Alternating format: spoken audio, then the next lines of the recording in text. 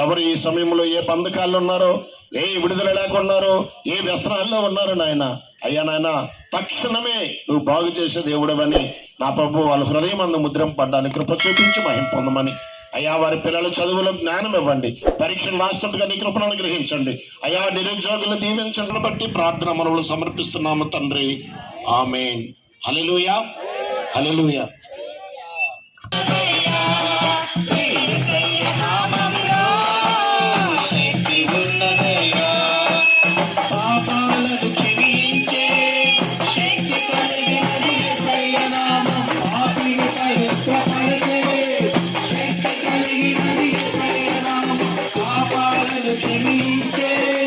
శక్తి కలిగినది యేసయ్య నామం, పాపిని పవిత్రపరచే.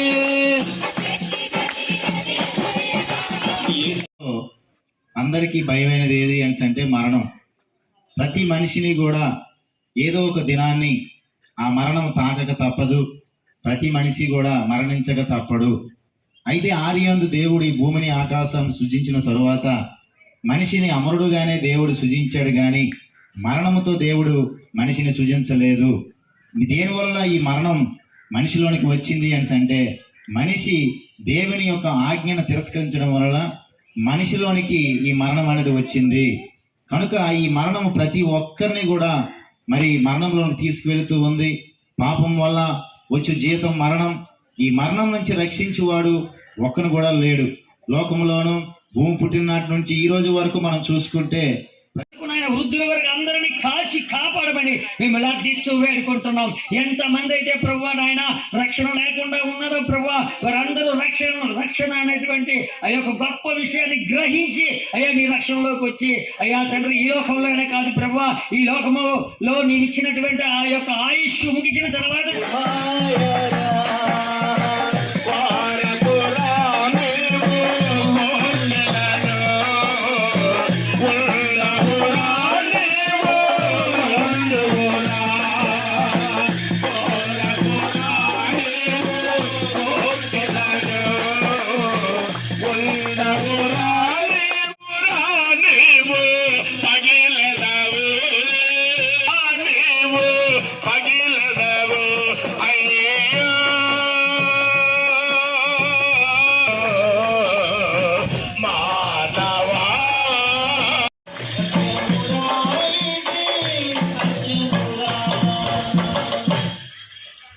దేవుని ప్రియమైన దేవుని ప్రజలారా, ఈ యొక్క మనం బ్రతికితే దేవుని ప్రజలారా, దేవునికి మరి దగ్గరికి వెళ్ళడానికి చోటు లేదు. మనకు నచ్చని దగ్గరికి మనం వెళ్తుంది కనుక ఈ చిలక ప్రయాణం ఎక్కడికి, బొందులో ప్రాణం ఉండగానే ఈ చిలకని నువ్వు జాగ్రత్తగా కాపాడుకోవాలి.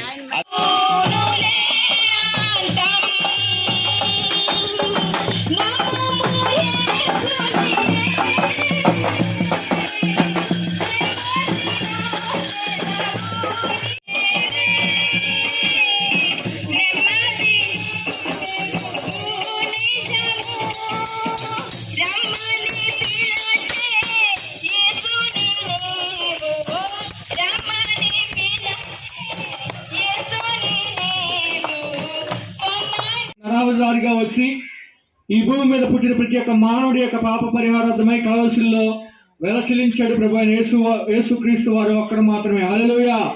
ఆయన చూపులో కానీ, మాటలో కానీ, ప్రవర్తనలో కానీ, ఆలోచనలో కానీ, తలంపులో కానీ ఏ తప్పు చేయనటువంటి పరిశుద్ధుడు యేసు ప్రభు వారు ఒక్కడు మాత్రమే. హల్లెలూయా. ఆయన మరణించింది అందరి పాపాల కోసం, ఆయన నీతిమంతుడిగా చేయడానికి తిరిగి 3వ దినాన సజీవుడైన యేసు ప్రభు వారు ఒక్కడు మాత్రమే మరణాన్ని గెలిచి సజీవుడిగా లేచి ఉన్నాడు. హల్లెలూయా. ఇప్పటి వరకు కూడా ఆయన సమాధి ఎప్పుడు కూడా ఖాళీగానే ఉంది.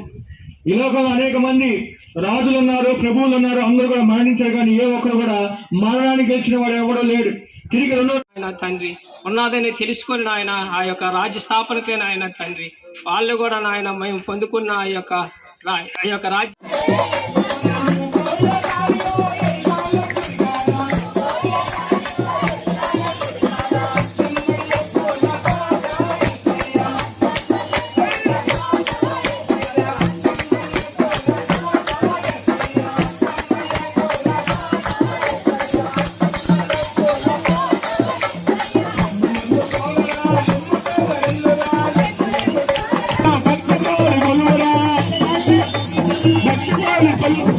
నిజమైన దేవుడురా నీ మనసు అర్పించరా. స్థలానికి వెళ్ళవలసిన అవసరం ఖచ్చితంగా ఉంటుంది. ప్రతి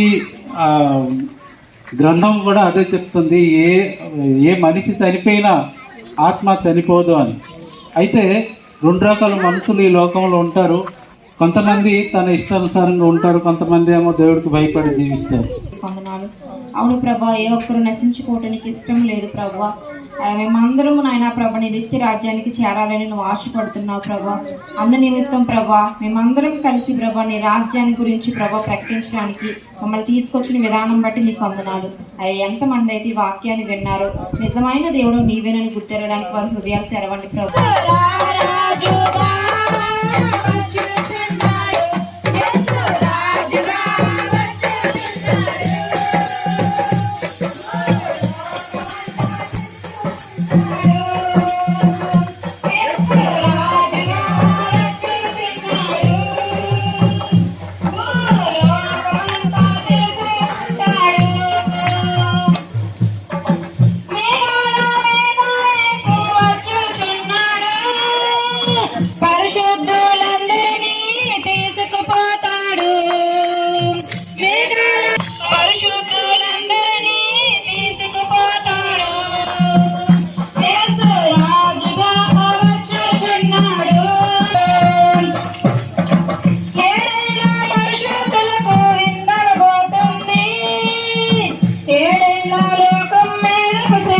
లోకానికి వచ్చాడు, నశించిపోవడం ప్రతి మానవుడిని రక్షించాలని వచ్చిన ఆ ప్రభువారు, మరి నీవు ఏ బాధతో ఉన్నావు, ఏ వ్యాధితో ఉన్నావు, మరి ప్రియమైన వాళ్ళారా, లేకపోతే ఇంత చదువుకొని అయ్యో నా బిడ్డలకు ఉద్యోగం లేదే, లేకపోతే నేను ఎలా జీవించాలి, అవన్నీ ఇస్తాడు కానీ ఈ లోకానికి.